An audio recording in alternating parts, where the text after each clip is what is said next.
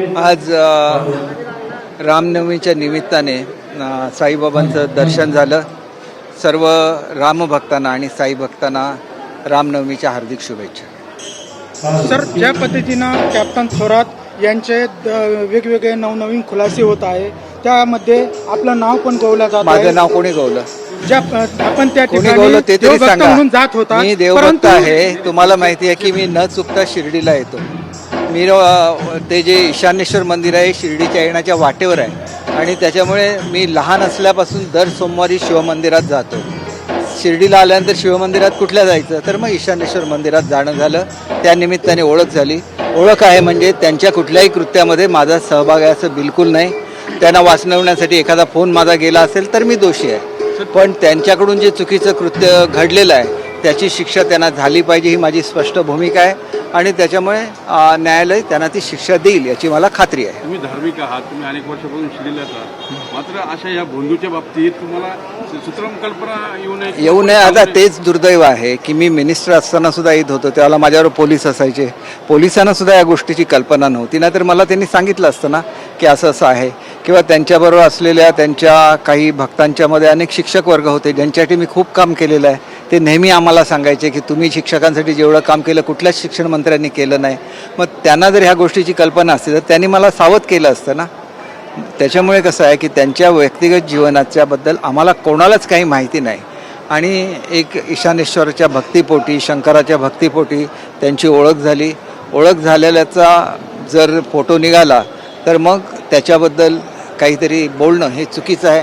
काही लोक तर असं एका वृत्तपत्रामध्ये असं सुद्धा छापून आलं की माझ्या ऑफिसमध्ये जायचं की नाही हे सुद्धा ते मला सांगायचं. एवढंच चुकीचं आहे. एवढ्या टोकाचं आम्ही श्रद्धा असते परंतु अंधश्रद्धा कधीही नसते. त्याच्यामुळे माझ्या डिपार्टमेंटशी त्यांचा काहीही संबंध नाही. फक्त ईशान्येश्वर मंदिराच्या संदर्भात त्यांची ओळख झाली आणि ईशान्येश्वर मंदिर हे शंकराचं मंदिर आहे. त्याच्यामुळे मी गेलो होतो, CM साहेब स्वतः येऊन गेले होते, अनेक मंत्री येऊन गेले, परंतु त्यांना या गोष्टीची सुतराम कल्पना असेल असं मला वाटत नाही. अशी जर कल्पना असती तर कोणच आम्ही त्या ठिकाणी गेलो नसतो का त्यांच्याशी कुठलेही संबंध ठेवले नसते. सर, आपण एवढे सिनियर आहात, मात्र या प्रकरणाची 1 वर्षापूर्वीच बिंग फुटलेलं होतं तरी सुद्धा आपण म्हणतात का याची मला अधिकारी त्यांचे भक्त होते त्यामुळे ते समोर येऊ शकले नाही. पण आमच्याकडे आल्याशिवाय मला कसं कळणार? कोणाला काही असं कळू शकत नाही किंवा असं काही हे होईल का? म्हणजे एखाद्याला आपोआप कळेल का? तसं होत नाही. कोणीतरी सांगायला लागतं. पोलिसांना जर 1 वर्षापूर्वी माहिती असतं तर पोलिसांनी आम्हाला सांगायला पाहिजे होतं. आम्हीच उलटं पोलिसांना ॲक्शन घेण्याबद्दल ताबडतोब सांगितलं असतं. कारण महिलांच्या विरुद्ध कुठलाही गुन्हा होऊ देणं ही महाराष्ट्राची संस्कृती नाही. आम्ही पूर्णपणे त्या महिलांच्या सोबत आहोत ज्यांच्यावर अन्याय आणि अत्याचार झालेला आहे आणि त्यांना न्याय मिळाला पाहिजे अशीच आमची भूमिका आहे. परंतु महाराष्ट्राच्या इतिहासात जो बंधू होता याचे एक तक्रारदाराचं रेकॉर्डिंग जे आहे ते समोर आलेलं आहे. तक्रारदाराचं म्हणणं आहे की तो अघोरी कृत्य करायचा, नाक जो आहे नाक खळवायचा आणि अनेक विधी जे आहेत अशा अघोरी तो करायचा. नाही, पण हे कसं आहे आम्हाला हे माहिती असू शकत नाही कारण एवढा वेळ काय मी त्यांच्या संपर्कात राहिलेलो नाही किंवा मी स्वतः कुठली पूजा केली नाही. फक्त ईशान्येश्वरमध्ये एकदा मी पूजा केलेली आहे किंवा दुसऱ्यांदा गेलो असेल तर फक्त ईशान्येश्वरमधल्या शिवलिंगाची पूजा केली आहे. याच्यापुढे कुठलीही पूजा मी त्यांच्या वतीने केलेली नाही आहे आणि त्याच्यामुळे निव्वळ ओळख असल्याबद्दल एकाबद्दल काहीतरी बोलणं हे चुकीचं आहे. आणि एवढी लोक भेटून गेली, जवळजवळ 39 आमदार भेटून गेले. माझंच नाव का हा प्रश्न आहे. कसं आहे की मी शिवसेनेचं ज्यावेळेला वाईट काळ आणि संघर्षाचा काळ होता त्यावेळेला मी शिवसेनेची बाजू ही महाराष्ट्राच्या जनतेसमोर मांडली. त्याच्यामुळे संजय राऊत हे फिके पडले. त्यांनी बोललेलं खोटं हे लोकांना पटलं नाही आणि त्याचा राग त्यांच्या मनामध्ये असणं स्वाभाविक आहे. परंतु मी माझं कर्तव्य पार्टी म्हणून केलं आणि ते कर्तव्य केल्याबद्दल मला समाधान आहे. त्याच्याबद्दल माझ्यावर राग काढून रोज माझ्याबद्दल स्टेटमेंट देणं हे त्यांना शोभत नाही. त्यांची एक क्लिप आलेली होती एका महिलेच्या संदर्भात, किती वाईट शब्दामध्ये ते बोलत होते, तुम्ही बघितलेलं आहे. मी तर महिलांच्याबद्दल नेहमी आदर बाळगत आलेलो आहे आणि महाराष्ट्रामधले जे अनेक मंत्री आहेत ज्यांनी खरोखर जनतेसाठी काम केलं आहे त्याच्यापैकी मी एक आहे आणि आमची ही 4थ्या पिढीची श्रीमंती आहे आणि नेहमी आम्ही सगळ्यांना मदत करत आलेलो आहे. आणि मी महाराष्ट्रातला एकमेव, कदाचित माझ्यासारखे इतर आमदार असतील की ज्यांनी आमदार झाल्यानंतर त्यांची प्रॉपर्टी कमी झालेली आहे, वाढली नाही. माझी तर प्रॉपर्टी निम्मे झाली. आमची एवढी वाडवडिलांची एवढी प्रचंड प्रॉपर्टी ती आज निम्मे झाली. का झाली?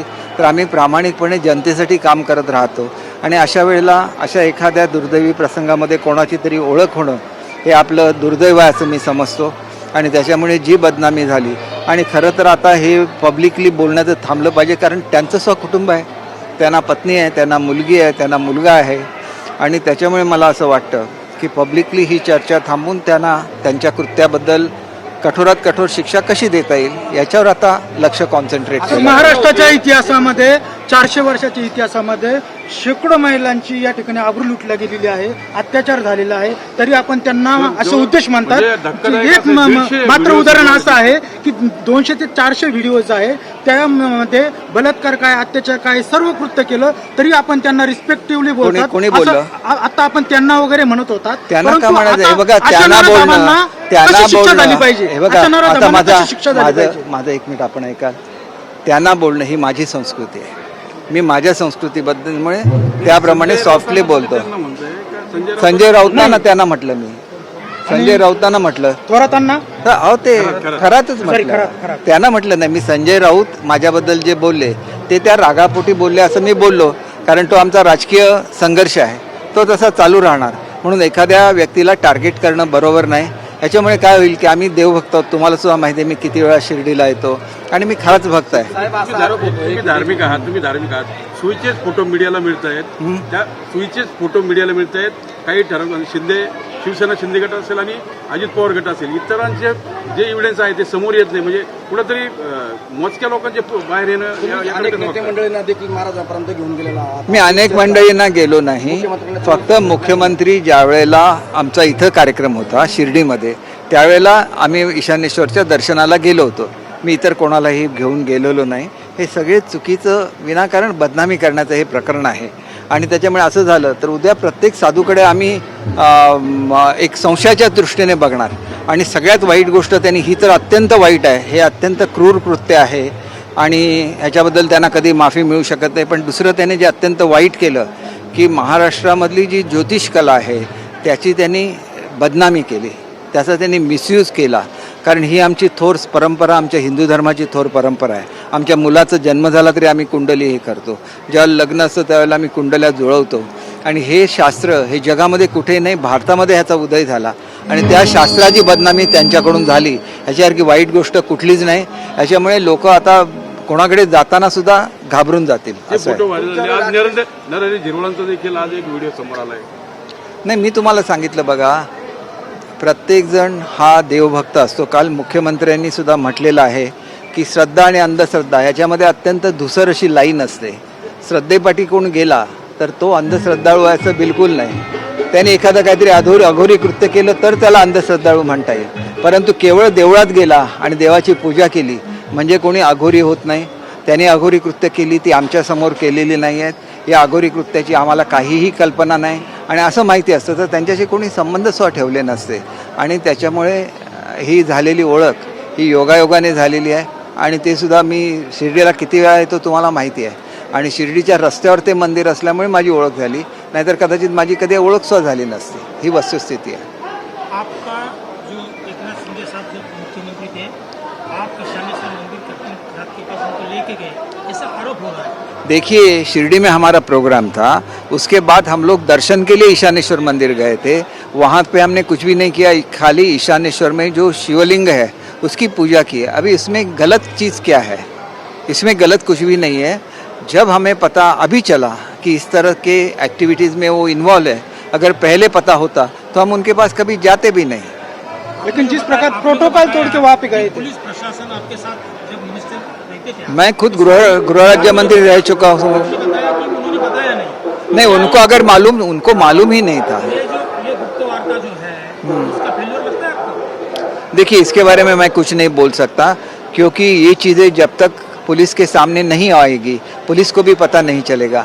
अगर इसकी वजह से उन्होंने हर टेम्पल में तहकीकात करना चालू कर दिया तो लोगों की भावनाएं दुख उसमें ये होगी, तो इसके लिए वो नहीं कर सकेंगे. तो ये ऐसा है कि मंदिर का इस तरह से वापर नहीं होना चाहिए. मंदिर का पवित्र है उसको जपना चाहिए और इस तरह से महिलाओं के बारे में ऐसी चीज़ें कभी भी नहीं होनी चाहिए और महिलाओं को इसके बारे में सजग रहना चाहिए, ऐसे मुझे लगता है. राजकीय षड्यंत्र आपके साथ हो रहा है इस चीज में? 100% हो रहा है। इतने लोग गए, किसी का आता है क्या नाम, मेरा ही नाम क्यों आता है, ये सवाल है। तो ये एक विक्टिमाइज करने की कोशिश है और इसमें सबसे ज़्यादा संजय राउत ने ये चालू किया और बाकी लोगों ने उसको फॉलो किया और उन पे वो मुझसे नाराज़ क्यों है, क्योंकि शिवसेना जब दो गुट में ये हो गई, अलग अलग हो गई, तो शिवसेना का पक्ष मैंने रखा था, वो लोगों को पसंद आया, लोग हमारे साथ रहे। आज भी हम शिवसेना के हिसाब से हम एक नंबर पे है, खुद हम ओरिजिनल शिवसेना है और इसमें कुछ तो मेरा हिस्सा है कि जो मैंने उस वक्त उनका हमारा जो पक्ष था वो लोगों के सामने रखा। तो इससे वो संजय राउत नाराज़ हो गए क्योंकि वो प्रवक्ता थे उस शिवसेना के, मैं प्रवक्ता और मुख्य प्रवक्ता रह चुका हूँ हमारी शिवसेना का। तो नेचुरली वो मुझसे नाराज़ हो गए, वो मुझसे विक्टिमाइज करने की कोशिश करेंगे। तो पॉलिटिक्स में होता है, लेकिन हमें भी बहुत बुरा लगता है कि ऐसी चीज़ें एक जो भगवान का भक्त है उसके बारे में बोली जाती है। सर, कॅप्टन खरातची केस फास्ट ट्रॅक कोर्टात चालवण्यासाठी आपण प्रयत्न करणार का? ती फास्ट ट्रॅक कोर्टामध्येच चालणार आहे। मुख्यमंत्री साहेब स्वतः त्याच्यावर लक्ष ठेवून आहेत, त्याच्यासाठी SIT नेमलेली आहे आणि त्याच्यामुळे लवकरात लवकर त्या पीडित महिलांना न्याय मिळेल आणि करताना त्यांच्या जे काय त्यांनी केलं आहे त्याची शिक्षा ही 100% मिळेल याची मला खात्री आहे। ज्या मंदिर परिसरामध्ये कुकर्म झाले त्या मंदिरामध्ये आपण परत जाणार आहात? नाही, मी तर आता परत जाणार नाही, परंतु त्याचे जे ट्रस्टी आहेत त्यांची सुद्धा एन्क्वायरी गव्हर्नमेंटने चालू केलेली आहे। कारण त्यांना कदाचित त्यांचं सुद्धा कर्तव्य होतं की अशा गोष्टी मंदिरात होणार नाही हे पाहणं, त्याच्यामुळे त्यांची जी काय बाजू आहे ती सरकारसमोर ते मांडतील।